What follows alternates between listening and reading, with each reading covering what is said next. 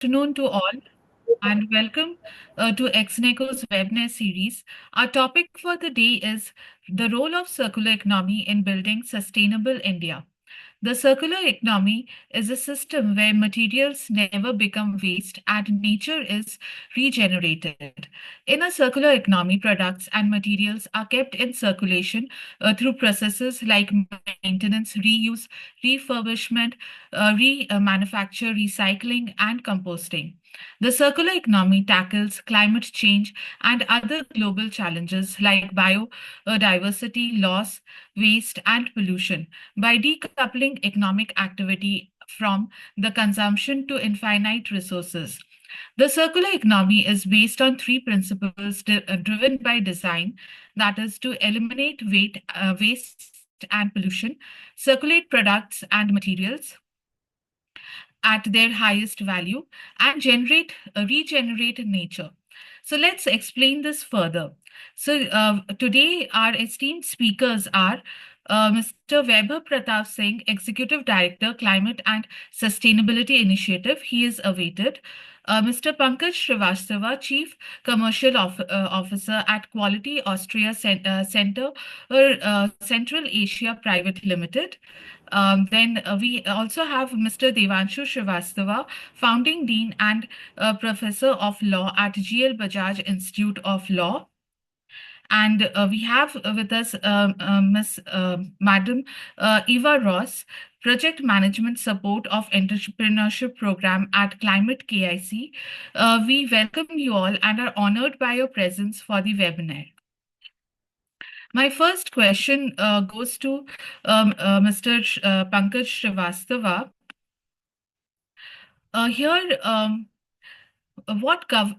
Here, how can industries redesign their supply chains to prioritize materials that are recyclable and reusable? And what role does technology play in enabling this shift? Thank you, Shresha. Welcome, other speakers. Thank you very much for joining in. It's going to be very exciting. My name is Pankaj, and I'm looking after Quality Austria. And this was very interesting to talk about the circularity, which I guess everybody is talking about. Shresha, the question is pretty big and difficult to put a context to it. Um, in my 34 years of experience, what I've found is that if I have to prioritize anything which needs to be recycled or reused, it starts with first my belief. And in fact, in the Indian system, this belief has been there for I don't know how many years and ages. Of late, post the industrial era, this has sort of shown some weaning away because we were too busy in the industrial growth. And we thought that the consumer driven economy is the future. And therefore, as we progress to become the third biggest economy in the world, in about a couple of years from now, and by 2047, we claim to be a Viksit Bharat by 2047. I think there is a very simple methodology. And then, since I come from a standards background, standard as well. So, in terms of redesigning the supply chain and prioritizing the materials, there is a very beautiful standard which is called Sustainable Supply Chain Procurement. It's been there for now some time. It's called the ISO 20400. So it's ISO 20400. It's one of the global best practice across the world to follow a standard guideline. When we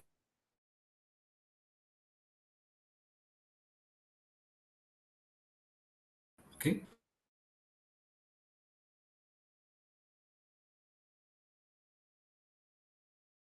is society at large following a order which are achieved. I would actually be able to prioritize what I need to fix for because I am worried about the aspect and the impact of it. Let's take an example at our homes, everyday life. So, India is now WhatsApp first, mobile first kind of a we receive every day, tons of messages coming from people. And a good guess that every one of us, at least once a day or once a week, let's say once a week, would receive a message about recycling plastics, or now maybe recycling, maybe e-waste. But that's a very broad and a generic thing which I hear, see, and forget. But for organization which can make a significant impact to the environment, a significant impact to our biodiversity, significant impact to the quality of soil, this is where we need to fix what and which industries are going to be the most critical industries in India, for example, which will have a massive or which are creating a massive net negative impact. Institutions like Bureau of Energy Efficiency, when it came in India, they started notifying organizations, industries, which were on a perform, achieve, trade kind of a methodology, and they were tasked, they were notified to do something about it. So, if I say that it's not just about sourcing, making and refurbishing, delivering or driving or servicing or return or reclaim, that's nice model to have. That's the model because that's the model of circularity you like to have. But moving from linear to a circular supply chain needs some instruments, and those instruments are these drivers. I believe standards play a pivotal role in driving this behavior change. So that's one part of my thoughts around how we look at the redesigning of the supply chain, because each industry is very unique. Each industry has got a very different supply chain challenges. So if you look at agri, it's very different. So from farm to fork, I don't know how many hands are going through. Similarly, there are more than 7,800 suppliers trying to make a Boeing aircraft across 70 countries. So 70 countries are manufacturing, and therefore you're concerned about their social impact. There's so many things. You are worried about that it is a sustainable product at the end of the day. Now, all said and done, this is where we are in this country, and we need to have some drivers. We haven't yet got the government playing a very pivotal role in this change process, and it's a lot of talks as of right now. Once we have the adoption of standards, it makes people follow a regime, a set process across the industry that will definitely bring the change. I'm not just trying to talk about an ISO standard. All I'm saying is let's define those standards, frameworks, like we have tons of sustainable frameworks from TCFD to CSRD to Green Deal to now in India BRSR and so on and so forth. So there are 200 different frameworks, and then there are alliances, the Leather Council, the Textile Council, and Biodiversity Council, and whatever you have. But all of them have to come to one conclusory framework which says, how do you redesign your supply chains to prioritize? Now, how does the technology play a pivotal role? Now, technology, we all now know post the internet that it is an enabler. It is something which will help across the industry to bring significant cost reductions. I remember almost 2 decades back when we were hearing about IoT coming, Industry 4.0 coming, we were just thinking, oh, that's wow, great thing to happen. And today we have artificial intelligence, blockchain as a normal day of everybody. We are using ChatGPT for something we need to query and work on. So now it is becoming an integral part of how we deliver our services. So technology plays a very pivotal role in not just each stage. So whether it is sourcing That is very pivotal. When you're making, technology comes handy. When you're recovering, it comes handy. When you're delivering, it comes handy. When you're using the products across the industry, again, it is. When you're returning back to the to the nature, or you are recycling, it's there as well. When you plan and enable, again, you will have these technologies. Today, we don't know really that where is the waistline. At least in my home, I know there are 6 mobile phones which I'm not using, which are lying in my cupboard somewhere, and I'm not using that, and I don't know what to do with them. For the cars, we know that if it is 15 years now in this country, we now need to take it to somebody who will recycle. But how, I don't know. My last point, Shrestha, is that I've met someone who's a corporate sustainability head of India's top 25 companies, and he asked me a very pertinent question just last week. He said, Pankaj, I'm actually sort of selling off my waste to a company, which is an authorized company. And I know there are quite a few serious chemicals in it, and I don't know what are they doing. Can you help me with the technology which will help me get this slurry into some chemical treatment with cement, and can I pave roads, internal roads in my campuses using this sludge or slurry? So there is a definite role of research, even more than what we had, because if we have to one day fulfill the SDG goals, the 17 ones, and make this planet still the same as we are today, or maybe even better than where we are today, I think technology will play a significant role in making that happen and realize and land to all of us and deliver to all of us, because knowledge is power. If I don't know what I have to do, I just can't figure out. If I knew that there's a latte in Brazil which is mixed with mango, for example, I'm just not aware of it, right? Right. But if I'm aware, I'll be asking that to be delivered here in India. When there was no Starbucks here, we never knew what Starbucks is, for example. But when we now have Starbucks, we know what Starbucks is. And now consumers are asking for more. We would love to go beyond the Starbucks. We would challenge Starbucks status quo, and therefore it puts a lot of pressure to brands to come up with even better technological solutions, because almost 20 years back, McDonald's as a brand was facing a very huge challenge across the world. They had so much of water being used because, as a QSR, as a quick service restaurant, they came up with a model that they will have washrooms, standard washrooms, and the amount of water which was being consumed, they were really very concerned. Second, there was a very big concern around that if you go and buy a, let's say, a Big Mac, which is like a big hamburger, and so it comes packed in a cardboard box. And the cardboard box means you will not recycle that, it goes into the waste. They also wrap all the burgers even today with a butter paper, which is food grade. You can eat it, that's a food grade paper. So they had triple challenge that what to do with the water, what to do with the paper. And they have continued that even today. Yes, what they have done is they have made some technological interventions by thinning down the paper, the food quality of the paper, the size of the paper, the water consumption, etc. So yes, technology will have a significant role to play to make our lives better. To share and care is only possible when we share this information, knowledge across the societies, across the different people. Um, and I think it's not just once, it's something which has to go on an ongoing basis as well.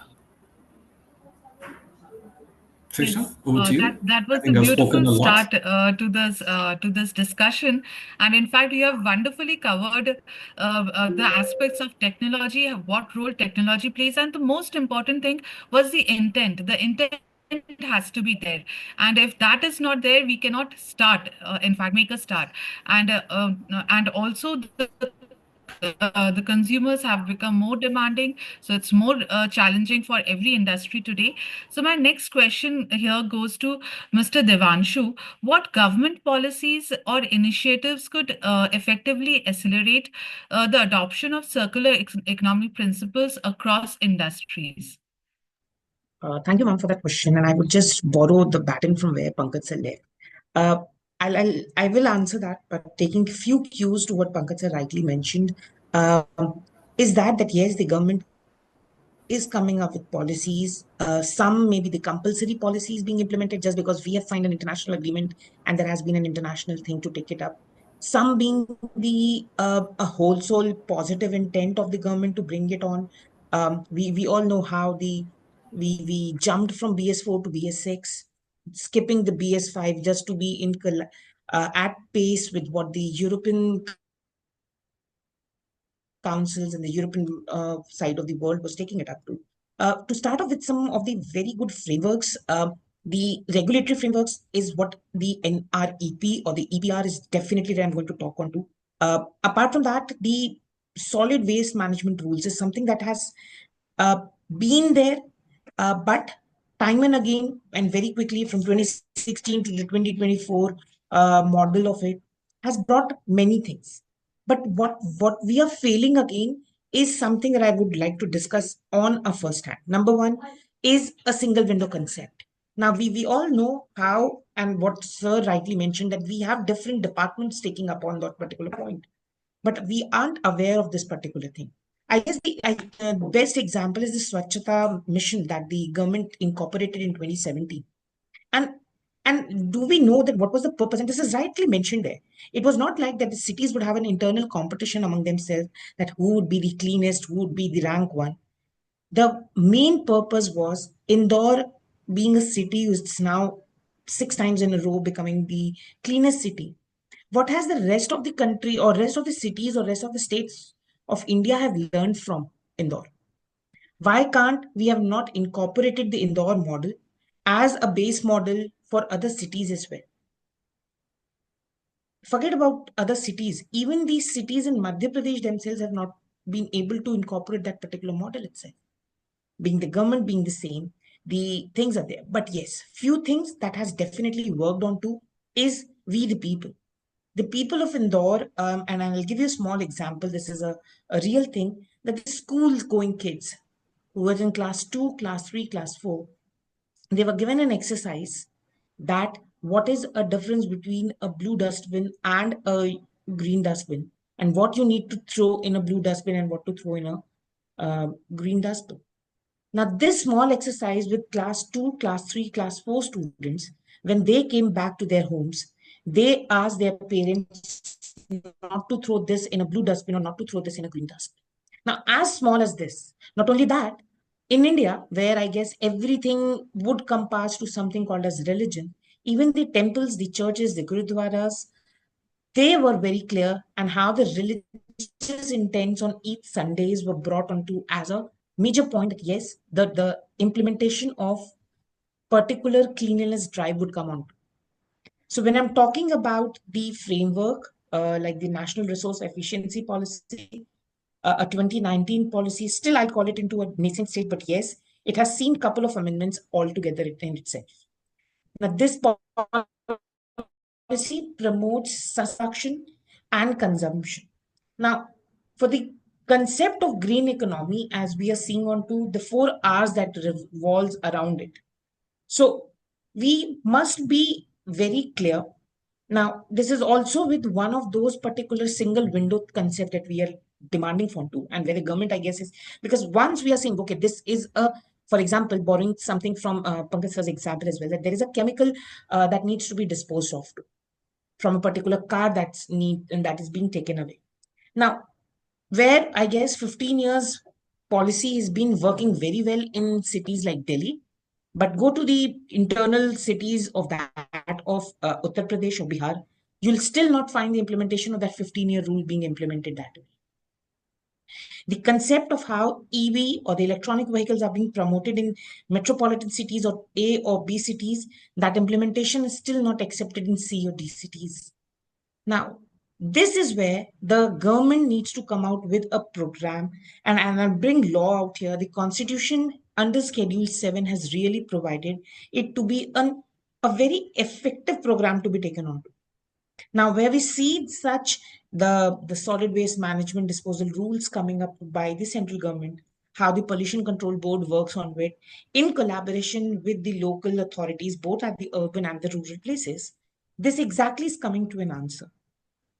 So, and point wise, I'll answer Sir's thing as well. So there is something, and I'm very much aware of it. The purpose also today that I'm wearing this shirt is an example for the same. So this shirt which I'm wearing today is an 100% plastic recycled shirt. So there are NGOs who are working with that particular point, answering Sir's thing that can that chemical be made into a pavement or a road? There are three particular examples that I can cite right now. So there is something, and you can search on as well. It's something called as a feel good eco nurture is what the NGO that I was trying to mention on. They use these plastics to make the benches, the pavement blocks which are kept in the parks and other places. And out from many chemicals and other things, they're utilizing those particular things to be there. Now, when I was there in Bhopal, Bhopal had one of the very important roads in the city itself, Ring Road number 1. And that entire patch of 17 kilometers of that road was made where the entire of the plastic things were disposed and that road was used for that construction. Now, these are some wonderful examples. The newest of the metro pillar was utilized and made by the entire of the unrecycled plastics. And when I was coming to that thing, there are 7 types of plastics which we as citizens in our country use. This includes even the worst form of the plastic, which is highly dangerous to us, is PVC. And believe me, for all this thing, each one of us, when we take out our wallets, all our credit cards, all our cards are made of that PVC itself. So when all these things are coming onto, these policies have been in the existence, but the implementation and when we are setting up examples in our own country, why can't those examples be implemented in that effective manner? Is what and I am taking on a pause. So over to you now. Yeah, wonderfully said. In fact, when we talk of cleanliness drive as a competition, you rightly pointed out that Indore model should be copied and every city should implement that. And implementation is what is required because we do have policies and frameworks in place, but the implementation is not taking place at that level. The awareness is not there in that level, and a lot of work has to be done in this direction. Now I move on to Madam Eva Ros. My next question is, what steps should be how a circular economy contribute to the economic development and stability goals of a nation, especially in emerging markets? Yes, thank you, Shasta, and also to my fellow speakers here for already addressing many interesting insights. I think there's many points that have been mentioned that I can also vouch for that I've seen in our work. So just for the audience, I would like to mention that today I hope to bring in a bit of the perspective from the entrepreneurial side. I'm part of Climate Kick, and we are a European-based innovation community.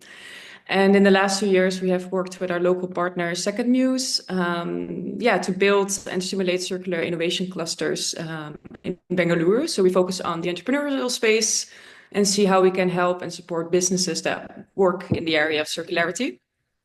And just to mention that I appreciate that the first question is looking at circularity from a potential perspective and from like what we can actually do with it. I think often we approach this topic from a rather grim side of things. I think Europeans can be quite good at that, to be honest, to show the devastating effects that we're currently facing with climate change. But I really appreciate the fact that we look at circularity from a positive approach. And I think the first point that I want to make is to echo what my colleague already mentioned here, is to avoid looking at circularity as a vertical and really look at circularity as a potential to apply certain principles across industries and sectors instead of isolating it and just looking at circularity as the next sustainability concept. I think sometimes we forget to mention the economic potential that circularity can have, and it's not just an environmental necessity, but it's actually an opportunity for us to reduce costs and recuperate valuable and scarce resources, as well as lowering some of the climate risks and health risks that we're facing. And I think also something that we've learned in our program as of now is that it has potential to create many jobs in the recycling business, for example. And I just found like this number, which was really intriguing to me, is that the Ellen MacArthur Foundation, who's leading in circularity, actually mentioned that if we move to a circular model, it can actually increase India's current GDP by about 30%. Compared to the current linear economy. So I think it's also about money and about the fact that we can actually generate a lot of income from switching to a circular economy. Especially if we look at more of the emerging market segments that India, for example, excels in. So if you look at technology, manufacturing, construction, but also urban planning, circularity principles can actually support us addressing some of the challenges that we're experiencing. So our work mainly focuses on the waste management sector and supporting the entrepreneurial ecosystem in Bengaluru, focusing on waste management and how can we prevent but also reduce waste.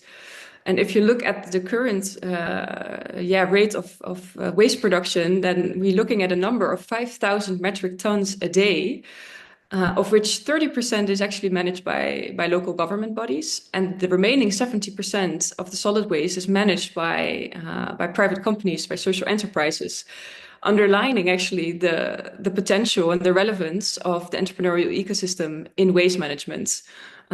So we have great examples such as companies such as Hasiro Dala, Sahas Zero Waste, that play a vital role in actually collecting solid waste. And just to kind of underline that they have an incremental role in the whole system.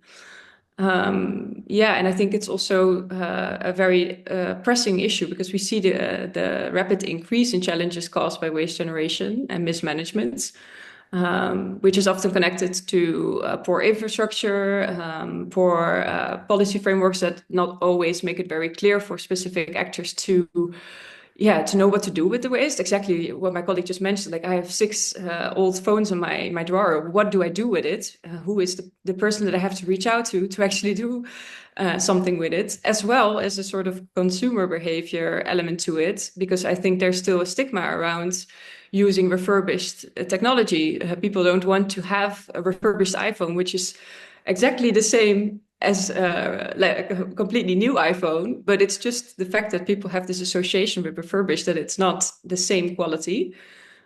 So I think there's also an immense job that we can do about consumer awareness. And if we're talking about e-waste specifically, we're looking at a number of 20% of the e-waste currently being recycled in India. And the rest ends up in landfill, which is also a great loss of resources that can still be of value. And then ends up with the question, the point that I mentioned earlier, that it's also capital loss. It's not just the resource itself, but it's also a financial element to it. And I think it's also valuable to mention that there is, of course, different environmental and social risks related to more linear models, which can actually be addressed by circularity principles. So how can we make sure that, for example, if you talk about e-waste, we don't have toxic substances go into the soil when we dispose it into landfill? How can we make sure that the informal sector, which has an immense role in waste management, that they are safe because they're a big group that is involved in managing this waste? So there's also potential of circularity to address, like the more social and environmental side of this topic.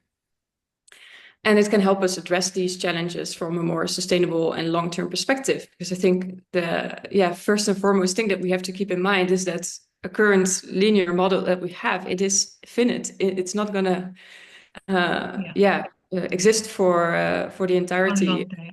Yeah. Longer. Yeah. So that's that's the first things that I want to mention. I think there's many other points that I make, but let's pause here first. Yeah, wonderfully said. In fact, the thing that you said that whatever if 20% of electronic waste is recycled, 80% is going into dumps, and we are losing capital there. That was a very valid statement, because whatever ends up in waste, whatever it ends up in landfill, it can be used, it can be recycled. It's actually a waste of resource. And also, along with that, we have to bring in awareness. We'll have to change the mindset of the people. And also, our GDP can be increased to a great extent if we get into circular economy. That was a very valid point made. So now my next question goes to Mr. Pankaj Srivastava. We have industries in Panipat which import apparel waste from Europe and America to make rugs and blankets. Why are not we doing the same with apparel waste in India? It's a difficult question. However, I'll try to, with my limited knowledge. So let's see what we do in India, and again look at something which is our very interesting behavior. I go to the behavior part over and over again because I believe that a lot is done, especially in the sustainability space, by first time believers. And look at Professor Srivastava. He's wearing a shirt already which is recycled plastic, and that's a fantastic thing. So that's what thought leaders do. So if you look at the this example of a situational crisis at Panipat, which currently has, to my best of the statistics, something like 7,900 or 8,000 kilotons of recycle, textile getting generated in this country. That's the kind of volume we are generating. And before the meeting, I was trying to look at some data points, and I figured out that only 5% of that is getting recycled. So that's a piddly tiny dot in that damn ocean to really do something about it. And I was kind of intrigued why we are having this sort of a situation. So the situation has arisen because I go back to my points of what makes me go to and do an act. So first thing is you must learn the belief pyramid. So at the bottom of our thinking, our behavior, which gives certain result, is our belief. This is called the belief or the behavior iceberg. So if you look at this iceberg, at the bottom is your beliefs, then you will have your thoughts. Thoughts will give you some feelings. That will give you and drive some attitudes. Attitudes drives behaviors, and behavior gives results. Now, currently, we are having a situation where in this particular beautiful town, there are more than 2,000 medium and small scale industries which are registered, and maybe an equal number which are not registered. So the government went and saw some mess going on, and they figured out the first problem, which was looking at the water pollution. So there was a huge kind of discharge going on. So they fixed the STPs, the ETPs. Then we spotted the other problem in terms of the air pollution. So we went on fixing that as well. We had very terrible roads and drainages and all that in that city. So we fixed that as well. Even today, there is little or no attention on biodiversity, unfortunately. Right? There is a huge amount of untreated waste which is getting directly put into a river, and we all know what is it.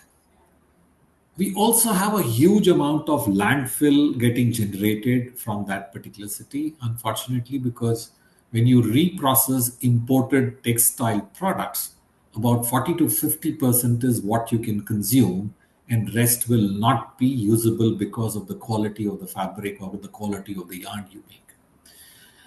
So now comes to the point which Eva brought very beautifully into this conversation, was about the concept of refurbished. Indians would love to have something which is new, and it is really very cheap. So if you go to one of our street markets, you can get uh, a decent, kind of a pullover for 300 bucks, something like that. Or you can get a nice jumper, which is about 250 bucks or so. And then we kind of go on reusing it till the way we want. So we have multi processes on the same trouser or the jumper we buy from the street market. After 6 months, we have utilized, we put it into the second stage of circularity. Then, after the second stage is taken care of, we also put it to the third stage into somewhere in our kitchen until it reaches a landfill.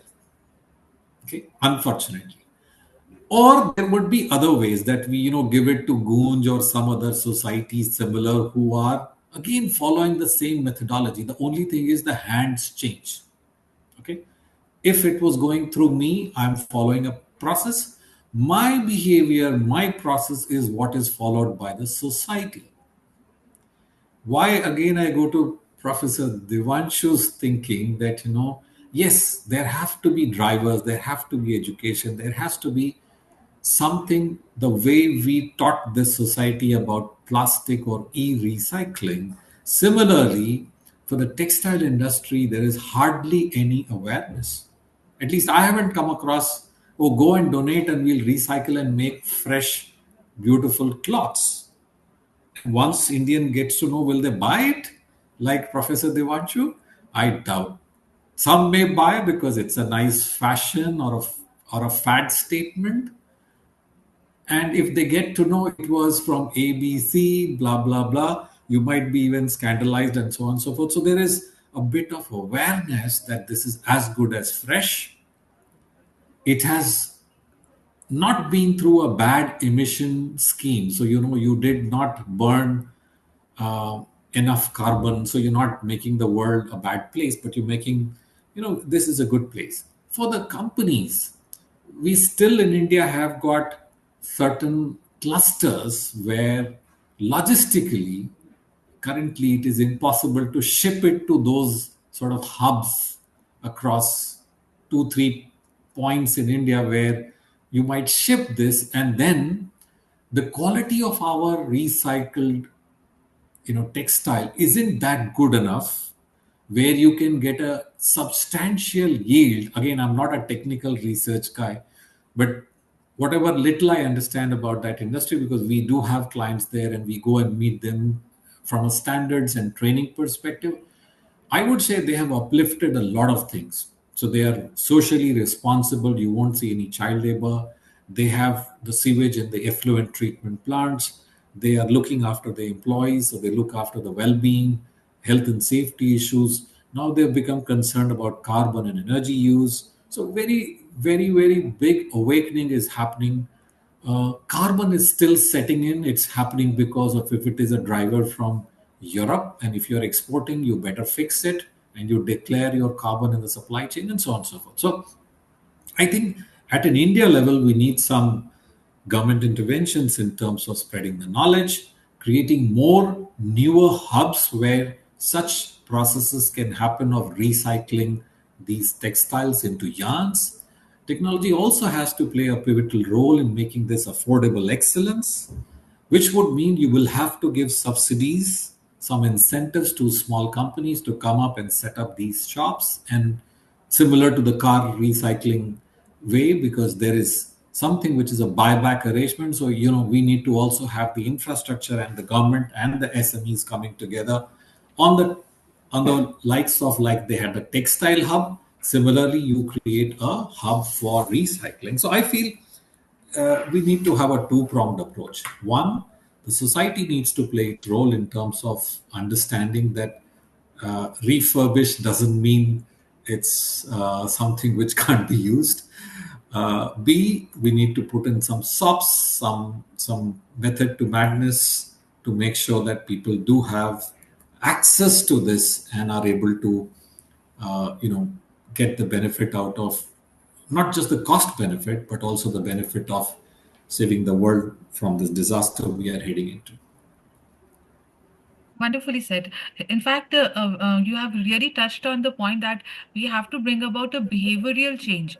We'll have to educate people And definitely for recycling, we need to have benefits coming up from the government, and subsidies have to be provided, and it has to be identified as a different sector. Along with that, we have to also look into waste management as a serious area of concern, because we create waste on a daily basis, 365 days.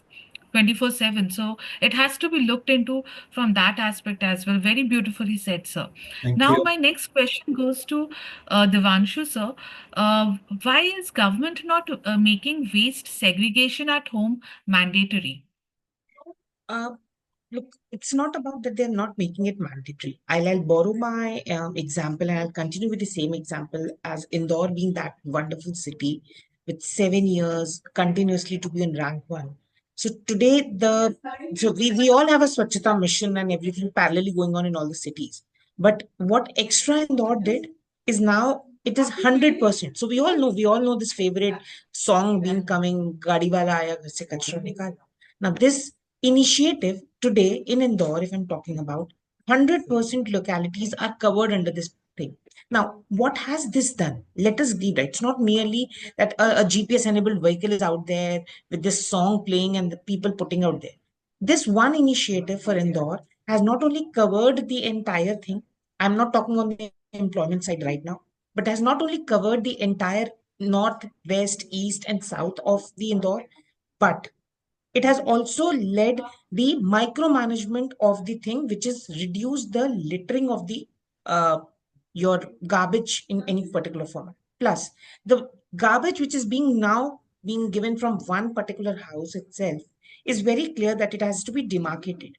Indore has also now started with the fine process, because as we say generally in law, a law without a sanction over it won't be of any usage to anyone. And until unless we don't have, we do fear. I know when we come to, we Indians, we are very clear with it that yes, I'm not going to buy. And I totally agree with Pankaj sir when he said, okay, the moment we come to know it's refurbished, it's something with a starts with a we are not even ready to use it. And that is how we'll have to change them. And it's not merely about educating the people or the masses at large. I'll give you an example. We recently came out with a wonderful, colorful festival of Holi, where we have been saying that it should be, we should save water, we should do this. But a day prior to Holi, when we have the Holika Dahan, each the corners of our cities are filled up with it, and we have a new regime. And I'll talk about Gorakhpur. That's where I celebrated my Holi. I saw a concept of something called as gokasht, replacing the wood or the tree branches or something like that. But what happened? People started putting their plastics and everything all on together. Now, at point where it is a wonderful initiative, I guess it is still getting being spoiled on. So a check over the same. The police was there to manage. There shouldn't be any ruckus. But can we have a management system that a Nagar Nigam employee would be there to hand over, or the local municipal organization to be there, that no plastics can be burnt over the same itself. Now, point done, and it's not only about Indore. Few other cities still in cities like Mumbai? The answer is yes. Effective planning and coordination among various departments is one of a very clear thing which the government can come on. Proper management from where, and it's not merely stoppage of it, it's also about the origin of it. And as you rightly mentioned, Shrestha ma'am, that each house, when we are covering the minutest or the basic unit of something, I guess that is a proper and effective way to do it. I would like to draw the attention towards the 2024 rules which have been brought on to, where earlier the three types of waste components, or as we popularly call it, the two-way, the biodegradable and the non-biodegradable, have now been classified into four types of waste. And these four types of wastes are the basic answer of how we are going to proceed on with that, and how we are going to take that thing ahead as well. So, but it's not merely about us we knowing it. So the four ways or the four type of waste are the wet waste, the dry waste, the sanitary waste, and the special care waste. What lies under the special care waste was something that we knew, earlier used to known as the domestic hazardous waste. Now, how are we ready for the same?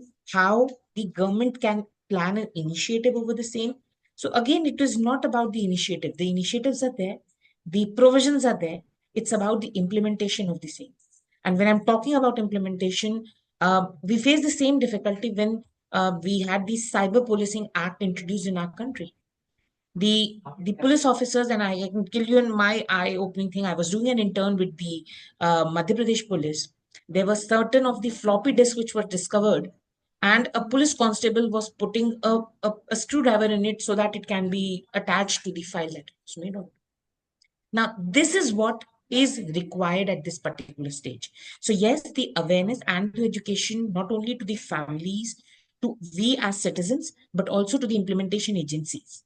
Yes, I would still advocate that the model and the purpose of Swachhata mission that was brought onto, or the Swachh Bharat mission that we see, that if one city was advocated, why can't the best practices be incorporated in other places as well?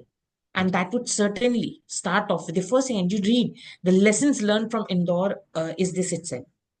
Indore has taken now a new step, not only being 7 years with that thing, they have become the first airport to be entirely dependent on, and there would be no carbon zero emission for that airport itself.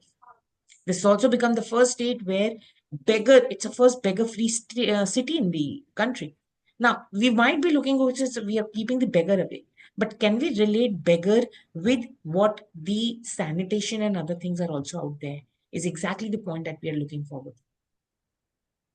Very rightly said, sir. In fact, when we look into law, the implementation of law, and along with that, sanctions are something that that has to work together. And definitely, we have one example as Indore, and it should be replicated as mentioned before. And when Indore can, why can't rest of the nation? Very rightly said, sir. So now I move on to the next question, that is to Madam Eva. What steps should be taken in financing the startups so that innovative business ideas materialize and flourish, and also on this? Yeah, thank you, Shasta. So I think I can mention a few barriers that we have experienced on this topic. So in the last 2 years, we worked with startups and entrepreneurs from all kinds of maturity levels, early stage, a little bit more mature, focusing on different, circularity interventions.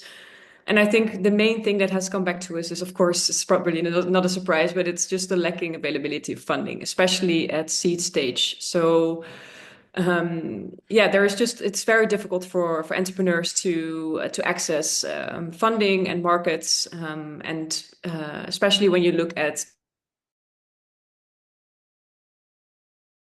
like apply to an program.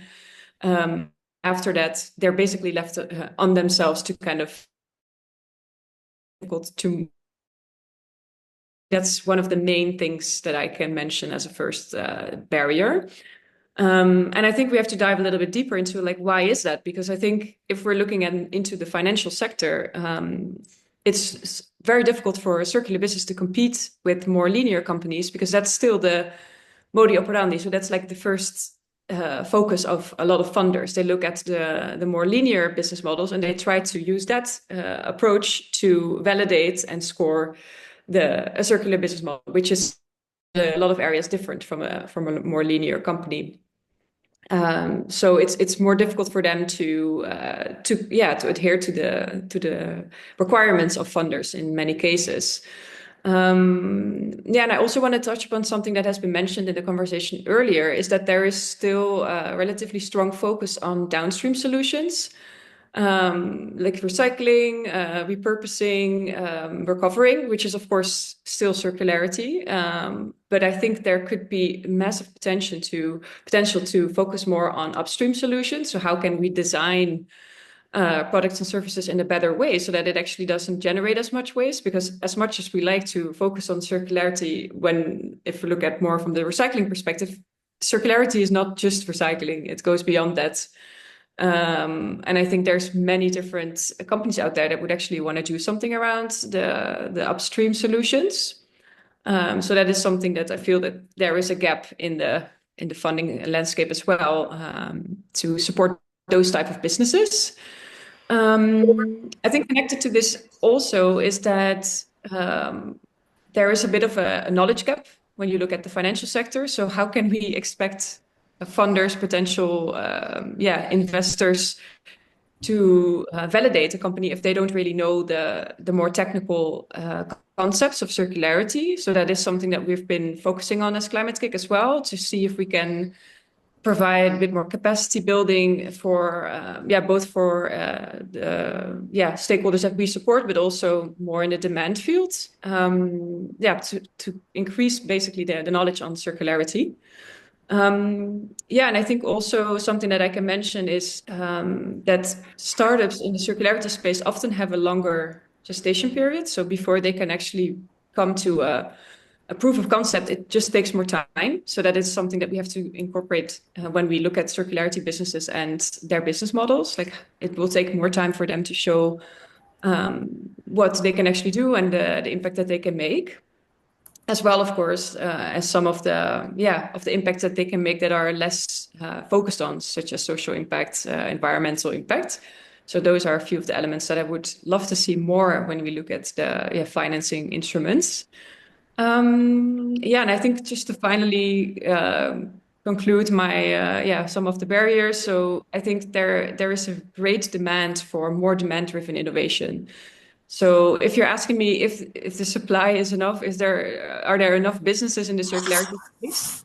The answer from my perspective is yes, definitely. But there is a disconnect between the supply and the demand. So to give entrepreneurs a better opportunity to design things that actually have market potential, we should look at some demand owners to see, can they maybe support startups to develop products and services that are viable for growth as well. So those are a few of the elements that I can mention from our. Very rightly. Yeah. So very rightly said, when we look into organizations which are working in the area of circularity business, so they do take much longer time, and the whole ball game of financing these business is very different from the linear businesses. So that is a very important point you pointed out, and there have to be specified players in this area to understand these businesses and accordingly fund it. So that was a great input. And now I'm moving to a common question, which is to everyone over here. That is, what are the major challenges faced by Indian companies in contributing towards circular economy? Is it the mindset or the infrastructure or plain profits? So if I go first, like Yes, we have yes, been having sure. this order. So, since you have kind of already bucketed up into three, in the sense like, is it a mindset or is it the policy? Look, there is still a whole lot of people who have got a mindset, right? And I know for sure that this is not a new thing. The word may be new, circularity, for a lot of people, but it's not a new subject. It's been there for some time.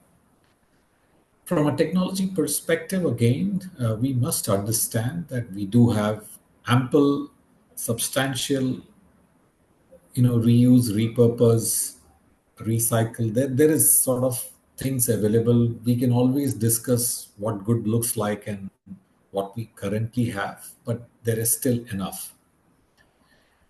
Humans have got a problem.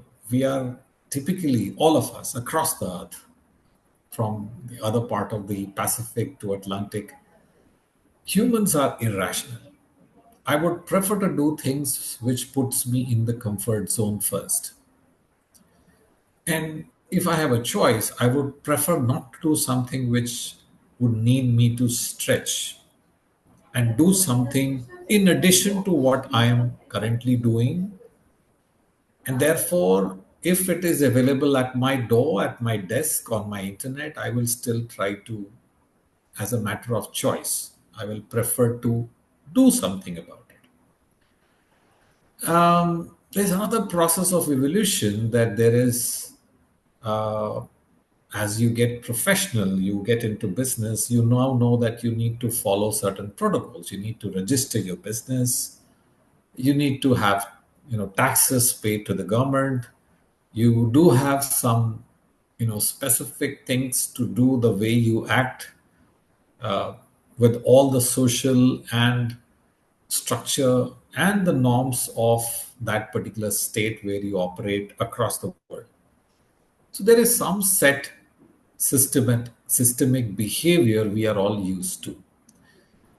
What we need at this point of time is a movement which is not just a social movement, but a movement in terms of a clear drivers for what is in it for me as an industry, as an entrepreneur, as an individual. B, when I contribute back to the society, what I am going to get back, because it may require some effort. C, when I take that first step, when is that step going to end? Is it an endless thing? I'll be very worried. Or is it few steps? Then I'll know what to do with first step, second step, and when to start, stop. So all I'm saying is we need to come up with a framework for the current dots to connect to each other and then work together, because there is already enough substance we have, but the dots are all disintegrated. Not just here, but you might have all heard about broken supply chains across the world. We've also heard about the black holes in the supply chain. So we don't know who is manufacturing what and what is coming. And Louis Vuitton would be very scandalized if they don't know what is coming from where and have the 100% traceability of origin of the product. And if that Louis Vuitton bag is found in the hands of Eva, and Eva is on a red carpet at maybe the one of these Italian fashion shows, there's good chance that she gets spotted on with something which was manufactured in a particular country where we have social issues. So connecting the dots and clearly mentioning to the entrepreneurs, to the business, to the industry, what is in it for them, will take this happen, because I can give you one example of how it happened in the case of energy. We all had very different sort of incandescent bulbs in this country. We moved from those bulbs to tube lights. And today it's a norm that you can't get an incandescent bulb, the yellow lamps, anywhere. If you have to buy, you'll have to figure out where to buy. Maybe you go to Amazon and somebody's selling. Everything is LED bulbs now in this country. We changed everything. Why? Because we said you need to switch over. It was expensive, but we put some, in Hindi, they say that you put a danda and then things happen in a way. So, you need to put some policy. You need to be strict about enforcing the policy. You will get those things happen. Government needs to take the first step, followed by all the stakeholders to be connected to these dots. Ultimately, as I said, we are humans. I will consider what is in it for me, whichever format I am. I am a dad, I'm an entrepreneur, I'm a worker, I'm a person who's supplying something to somebody. How I'm consciously becoming sustainable and circular is my choice. Right? But if there is something for me, I'll definitely switch over to something which will be good for us, good for the society. It happened in the CFL bulbs. We all have this example, and you can see we are saving significant amount of electricity. We are an electricity positive country right now. We can achieve the same circularity for any other business as well. Very rightly said, sir. Sir, yes, Devanshu, sir. Just like to add, I totally resonate with what Pankaj sir rightly mentioned. There isn't any point that I do not agree or some point. But just to add and to just cite an example. So Indian companies are facing problems is only because what the Indian companies are telling on. But can we have a cluster? For example, again, one thing which I guess Pankaj sir would also like to mention is about the BS standards. Now, I'm talking about a BS4 prior to the BS4 situation. You saw the major thing for the pollution were the automobile industry as what was claimed by them. It was the engines, it was whatever thing. But as soon as the BS4 came into place and then the government's decision of matching it up with the BS6, what happened? It was the automobile industry who got affected the most. But this automobile industry, and that's completely respectable thing that all of them got together, that nothing comes before the mother nature earth itself. And all of them followed uniformly the concept or the propositions of BS6 that particular way. And this exactly is what the regulation of the industry is what was talking all that we all should be talking about. It's something that we are talking in relation to the any small structured unstructured agencies, or like we had this example of the clothing industry. We had certain examples. Now it's not merely about that industry. Have you ever heard, and they do come out with a major of the waste. For the past 3 years I'm living in a place which has the highest automobile manufacturing units. This is Gurgaon, this is Greater Noida, this is this particular belt itself. But have you ever heard that they are the one who are contributing towards pollution, whether it's the STP, whether the waste is being given to the nearby river or something? No. The reason is very clear. When us when an entire industry comes into together, they all come out with not only these standards, but these standards. Sir rightly started off with ISO. ISO 20400 is what we were reflecting on. Can we as a country, as a policymakers, as and I initiate the PPP model as well, the public private partnership model itself, that can we just collaborate, that these are the minimum standards, can we take a notch up above the minimum standards, can we just take these things as a skeleton model and frame an all new outlook over the same itself. And today, when India jumped from BS4, decision of BS4 not going to BS5 to come to BS6, and I know Europe is ready by July to come out with their European Standard 7, India is on the verge to coming out. The LED example has been a perfectly wonderful example. But today, is or are we supposed to take out on a point that if somebody is manufacturing a non-LED bulb or something as the chlorofluorocarbons that was there in the refrigerators or something, half of us do not know what would be the ill effect of the same itself. But it is a thing that, okay, now I want an electric compliance or an electric appliance in my kitchen that should be 5 star. Now, it's not about the 5 star, it's about the consumption thing that was told on to that if I'll have this standard thing, my electricity consumption would go down, in order I'll pay a less bill, and that attracts me as a consumer to take it up. So when we are structuring an industry altogether, and any such industry, I am recently seeing how the major news about the pollution to Yamuna River has been taken on in the capital of our country. How the government is taking an initiative that why the river which is coming very clean, but in that area of Nazafgarh where major of the industries are there, why they are adding and they're saying that it's completely fine. Can we have stop dams? Can we have those things? So it's about regularization, it's about the uniformity, and it's about unity. So when we talk about the triple R model, which is now expanded to 4R models, which is now in the coming time would be a 5R model, can we as Indian industries or Indian companies be coming out with a 4U models, which includes uniformity, which includes uniqueness, which includes uniformity, and the fourth U, which they can be coming out, would be in the form of the unification of the products, which would be a base, and what a base has been provided, it is the minimum level. Anything above, and I'll just conclude by saying this. So in the academics domain, UGC sitting as a prime body for all the university or colleges, they provide us as a basic, the minimum requirement to become a teacher would be a master's and a net exam.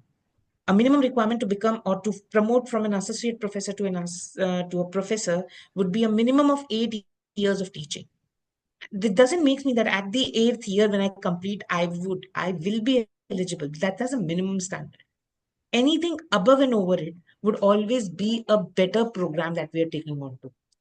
And this exactly is what is the need of the hour, that a uniform process of a particular industry shall be coming out. And we, in our own country, we have many things of what one can be used in the other format of. So that is how I would like to conclude this particular answer. Wonderfully said. Ma'am, would you like to add something to this?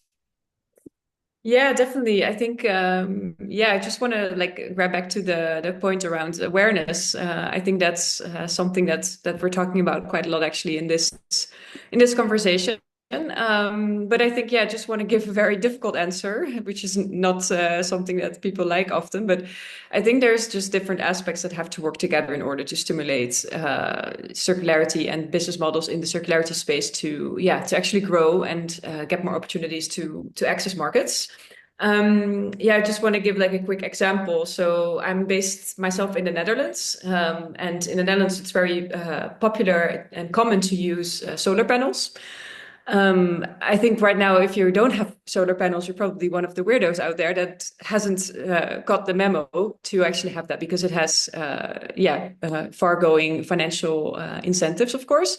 But if you just go back 10 years ago, it was really not so common to have that. And you were actually looked at a bit, weird, because it was associated with more risks. But I just want to highlight that I think the reason that we're now having this trend, which is more normalized, is because there's also a lot of inputs from the governments. They've put incentivizing subsidies to make sure that people were stimulated to actually use this technology. And it also has a technological aspect to it, right? Because this type of innovation has developed over the years and has been improved quite a lot. So now it's more common to use it. So it's not just, of course, that people really like the fact that they can, reduce their energy bill, because what's good for the wallet, that's always something that people like to look into. But it's a set of different aspects that have contributed to that success, I would say.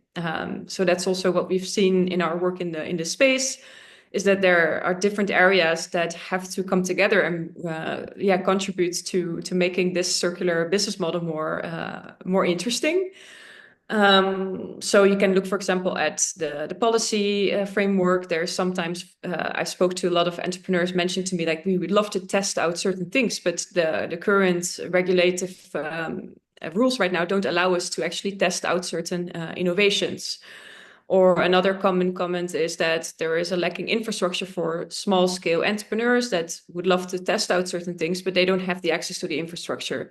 So in that specific area, you could, for example, work with more established companies or multinationals that might have a bit more of the infrastructure in place that can support the testing of this type of innovations. And I think that's one of the barriers that has been most complicated for us to address, is that there is a lot of traction in the circularity space when you look at the entrepreneurship side of things, but it's all very fragmented. It's really difficult to bring together different stakeholders and make them to collaborate, because of course there's also an element of competition. Stakeholders can sometimes be a bit cautious when they want to like share their business model or their ideas, because of course everybody is being careful with what they want to share. So how can we actually bridge those silos and actually work together? And can we create something in collaboration rather than doing it all by ourselves? Because I think if we want to create more impact, then the only way forward is with collaboration. And I want to make one last point, is I think there's also a lot of positive points that we can mention here, is that also in our last 2 years, we've learned that the government of Karnataka, I think, in my knowledge, is the first governmental body in India that has adopted a policy on circularity. So there's also recognition from the political side of things that incentives have to be created for circular solutions. So I think that's a very good sign to the ecosystem as well, that there is the mindset change to actually work together on that. So yeah, I think I can conclude there from my side. Yeah, wonderfully said. So, in fact, with this discussion, as we come to the end of this discussion, we have sorry, we have come across a lot of beautiful points. We have come across the fact that there should be awareness, the fact that if one city can do it, why cannot others do it? Also, there should be incentive from the government, and also there a very important fact that people should see benefit. Once they see benefit, they also bring about the behavioral change in them. So the LED example was a beautiful example in this direction.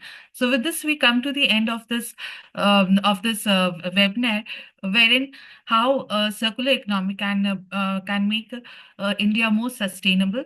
I thank all the speakers and truly thankful for their time and the valuable information that they shared with us. And I'm sure the viewers have good takeaways from this discussion. Thank you so much. Thank you, everyone. Thank you. Thank you so much for inviting. And Thank just you. one point to add here, with Sure. the panel members. Uh, I must compliment Exneco for this wonderful initiative as well. But it is also your duty and the entire team to to publicize it much more. So this is one of an initiative awareness thing that we are talking about. So it's our duty together to expand it not only to the thing, because what we are talking about is again like I'll take a learning from here. Pankaj sir said for many of the points, and I have taken note of the same.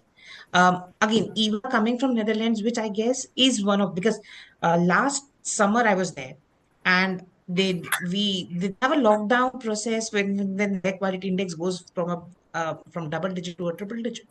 Now, when we had to implement such things, there's something as a learning thing. And this platform which you brought us today is one of those particular things. So as an academician, if I'm learning few of things from Pankaj sir and from Eva ma'am there, I guess imagine how this 1.5 hours when we are spending on to. If this is reached to the masses, initiatives with how education is collaborating, how industry is bridging, and they're ready to become on a common goal. And this common goal is exactly, and that is where UN has named it the Sustainable Development Goals. But exactly each of us can contribute it, learn it, and adapt it. So great job for you all, but it's your duty as well now to expand it much more towards a particular. Definitely. In fact, we are coming up with a summit. We are expanding slowly. So and that would be also in the area of sustainability, and we'll keep on exploring areas and avenues to expand further. And it was really great to have you all in on this platform. Thank you so much. Thank you. Thank you so much. Have a great day. Thank you. Thank you, everyone. Have a great Thank you. evening.